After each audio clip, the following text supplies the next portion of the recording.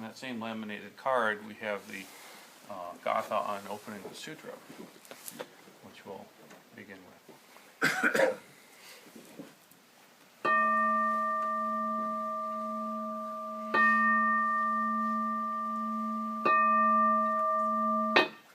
Gatha on opening the sutra.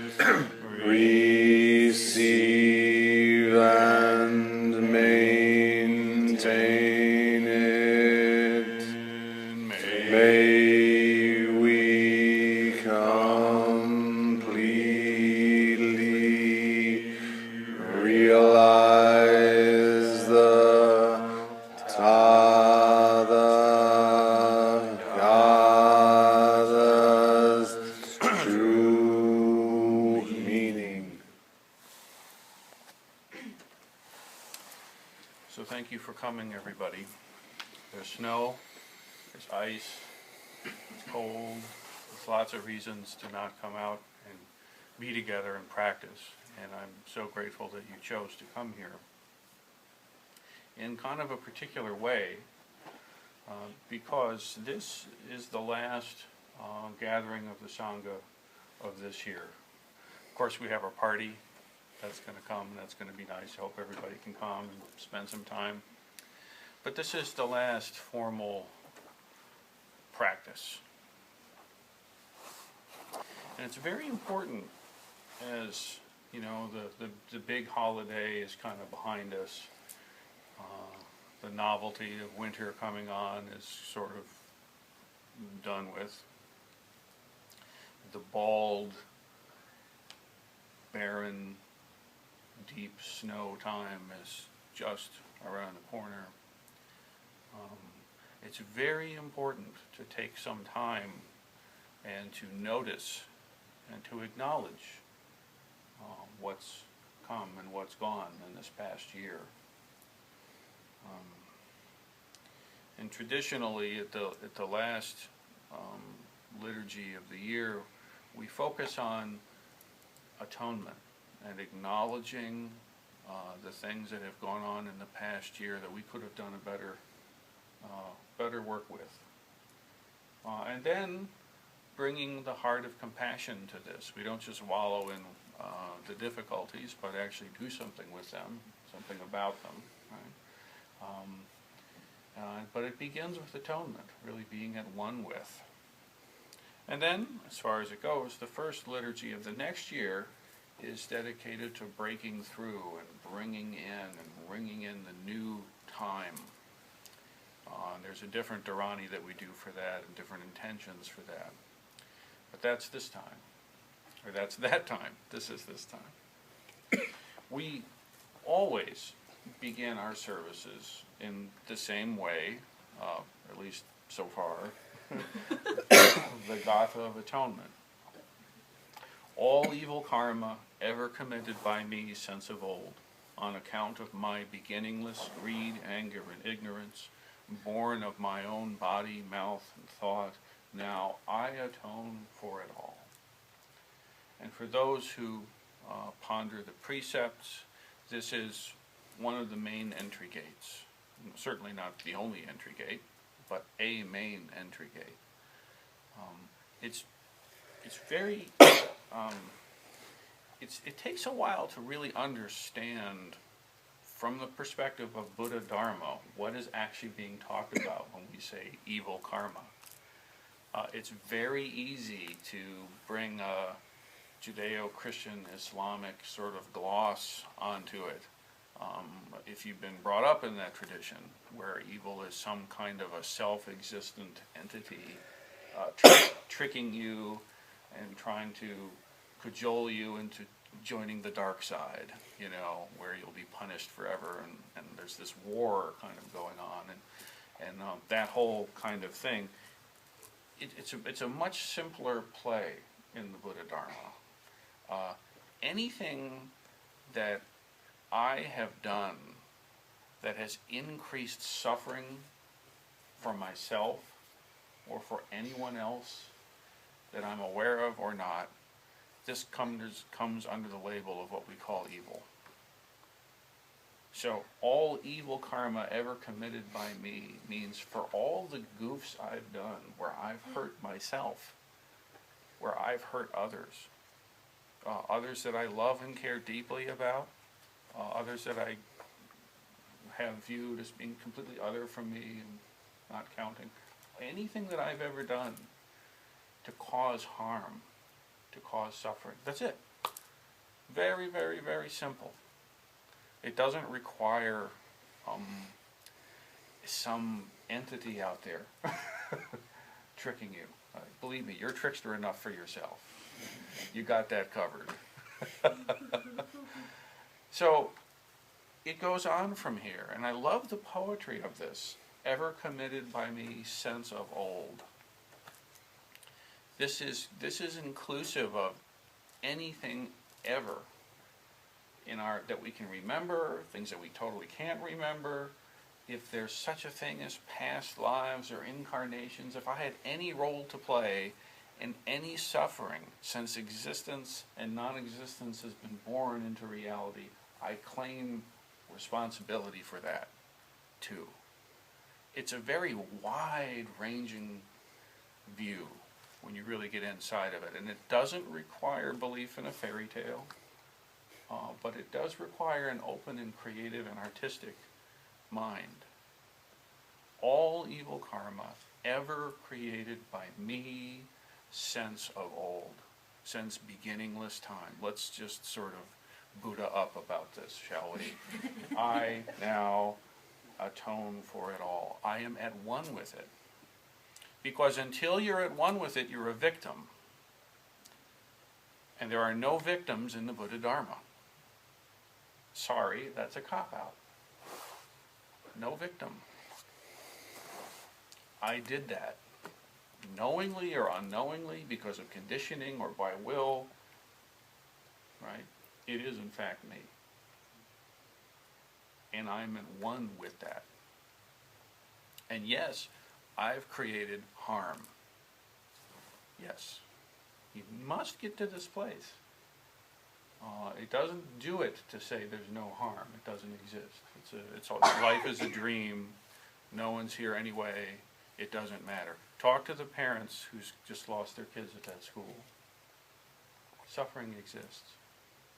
Talk to the kids that survived, that will never be the same because of that moment in time. That's evil karma. Let's call a spade a spade.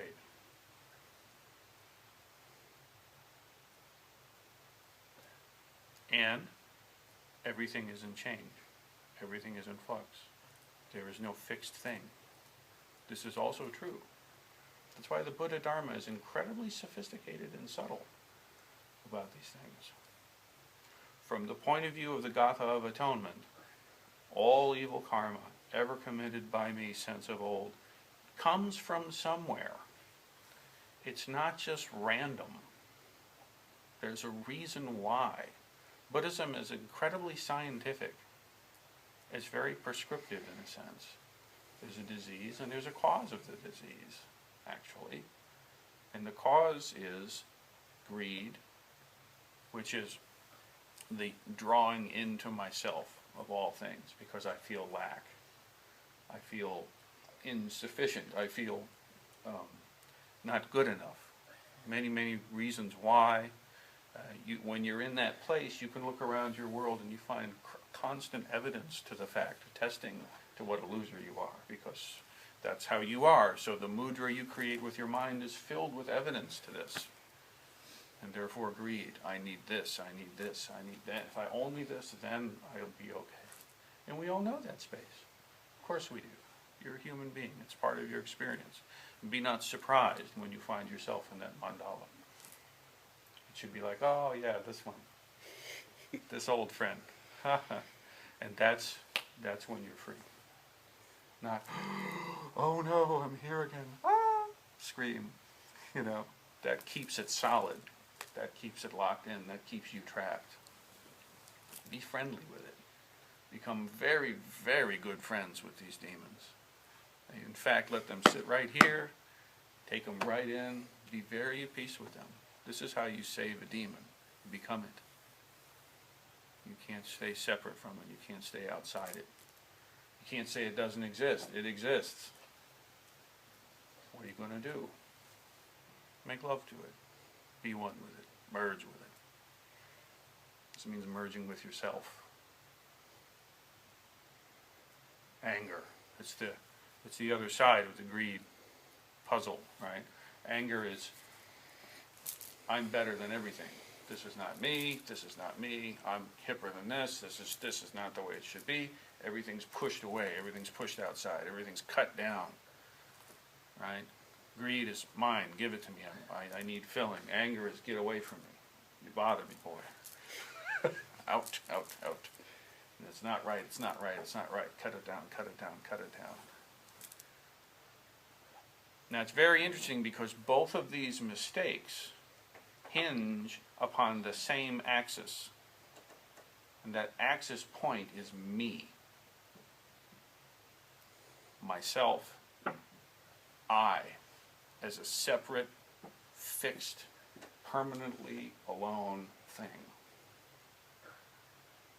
It's because that's what ignorance is, by the way. In Buddha Dharma, ignorance is very specific. It means not really getting the reality of yourself. It's not like you didn't study the right books or you can't memorize the Sanskrit alphabet or something. It's not that kind of ignorance, thank goodness. It's the kind of ignorance of I basically have a core misperception of who I am and about what life is. And the core misperception is that you are separate. And that's all that there is to it. Because you fashion yourself as a separate entity, then you have lack which needs to be filled, or then you have things that you reject. If you strike that axis point, the energy that was greed becomes, in fact, the energy of compassion. You become greedy for the entire universe, not just for your own separate self fixed off in a little bubble. Me. No, the whole thing is me. You become greedy in a sense. You become compassionate for everything. You wish everything to be filled.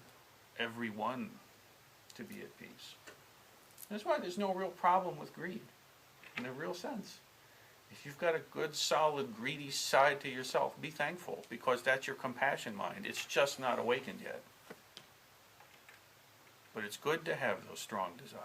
It's a good thing, because when you awaken, as you practice matures, you'll find that that's the greed that you have to alleviate suffering for all beings everywhere throughout space and time. It's a good thing. We just need to get that ego-ish part in context. And by the way, it's not like the ego just disappears and you don't have it anymore. That's a myth. It's put in its place, though. You understand who you are when you are. It's not like you become a person who has no personality or proclivities or interests. You become some kind of blank Buddhist zombie or something. No, thankfully not. I would not be so interested in that. And you see them sometimes, especially we don't have much of it here, but if you go to places where the main gate of practice is residential practice, where you just kind of live there, and there's, particularly if there's a one teacher, and it can work out very healthfully, to be sure, but one of the ways that works out to be unhealthy is everybody just gets on this kind of, it's hard to describe in a nice way. You're hooked. You just get hooked, that's all. It's a simple thing. What do you want to do? I have no preference. I care not. What? Well, do you want tea or coffee? You choose. I have no opinion. That's your chosen. So that's why, monastic practice, and I didn't really intend to get onto a thing about this, but it's kind of easy, No mortgage to pay, no kids to manage, no worries about a lot of things, and it's a good thing. There are some monastics I know that are really authentically, truly monastic, and what hat I have is tipped to them every time because they're really in the right spot, doing the right thing. And it's a very rare thing, and it's not higher than or lower than. It's just a different way. The way I live is very much in the world. I can relate to this Gatha of atonement. I can wake up in the morning saying, all right, Bodhisattva Rinsen, here I go, and before an hour has passed or less, I've already violated this. It's easy to do. But being aware of it, being awake to it, helps us always find the way to correct. See? Sometimes we have too perfect an image of what a Buddhist would be, or what a Buddha is. Someone who feels nothing, who errs not, who always has the perfect phrase, who never stubs their toe. This is, please drop that. You don't need to be able to fly, unless you're in an airplane, that's fine. You don't need to be able to walk on water or do miraculous seeming things. The miracle is already happening. It's do we recognize it or not? And the thing that blocks you from recognizing that mirror is the blinders of me. Me. It's this cocoon. And inside this cocoon you've got beautiful scenes painted. And you like the scenes, and you stare at the scenes inside your cocoon that you worked so hard to craft, and you take them to be true, but they're not. Punch through the cocoon, and it's scary out there, but it's real. This is what practice is. This is what Zazen is about. It's not just stress reduction. I mean, that's fine, but that's not really all that it's about. It's a nice thing. I prefer when I'm less stressed to when I'm stressed, but that's not awakening.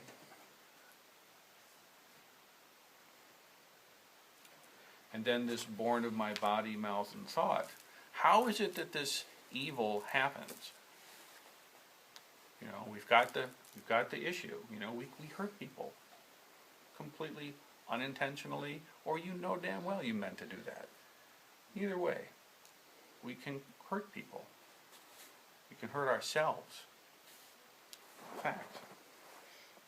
Why is this the case? Because of greed and anger, which are based in delusion, ignorance. How does this play out? It's very simple. Body, mouth, and thought. And Buddha Dharma, in normal life, it's very easy to understand that you can create evil karma with your body. Go grab a rifle, walk into a store, and let it fly. Okay, it's an obvious example, right? Hit somebody. And then we pretty much have an understanding that mouth, what you say, that's probably the way most of us go about it. What you say, what you don't say, how you say things. It's funny, but the position I'm in, I talk with people a lot, and sometimes people will say, back when I was 12, my dad said, "er-da-der-da-der." And I'm like, well, what about the 20 years since then? Did he ever do anything nice? Well, yeah, but he said this when I was 12. Okay, well, these words, consciously or not, they can go in there like an arrow to the heart. And we can't really just pull the card of saying, well, I'll never speak to anyone again. Try. Some have. Some ascetics had this view that the only thing you can do is just escape from society, avoid people, go live off in a cave somewhere, and maybe starve yourself. That would be good. That way you're not hurting anyone. But the problem is that doesn't even cut it, because all the good that you could have done, you just eclipsed, didn't you? You weren't there to help that person, and they desperately needed you to, and you're the only one who could have been there for them, and you were off in your cave somewhere playing Buddhist. What's up with that? Doesn't cut it. Phew, it's a tall order, isn't it? Keep yourself in yourself. Keep yourself in the world, and wake up.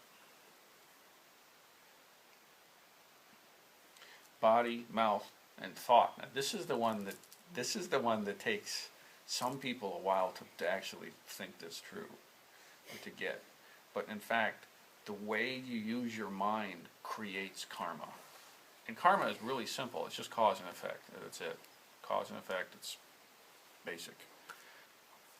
The way you think, how you think, the kind of thoughts that you give energy and give life to, has an effect. Now, to be clear, this can sound perilously close to like New Age or New Thought stuff, and it's not, because there's big differences. It's not the case that if you think positive thoughts all the time, you'll always have positive things, and then if something negative happens in your life, it's because you weren't thinking correctly and it's your fault. That's kind of a New Age blame the victim thing.